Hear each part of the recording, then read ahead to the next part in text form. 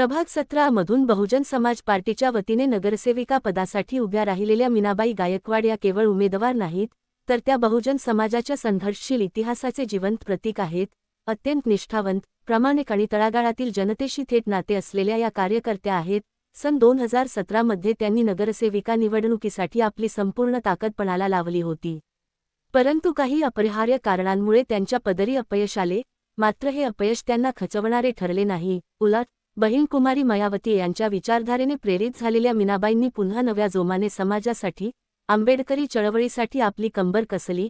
आज अत्यंत बिकट परिस्थिती असतानाही, आर्थिक अडचणींना सामोरे जात असतानाही, पैसे नाहीत म्हणून लढायचे नाही, असा विचार त्यांनी कधीच केला नाही. पक्षाची चळवळ, समाजाचे कल्याण आणि संविधानाची मूल्ये यासाठी त्यांनी फार मोठे धारिष्ट्य दाखवले आहे. त्यांच्या या धैर्याला आज बहुजन समाजातून कौतुकाची थाप मिळत आहे. बहुजन समाजातील मान्यवर व्यक्ती, कार्यकर्ते आणि सामान्य जनता सढळ हाताने त्यांना जमेल तशी मदत करत आहेत. हीच त्यांच्या कार्याची पावती आहे.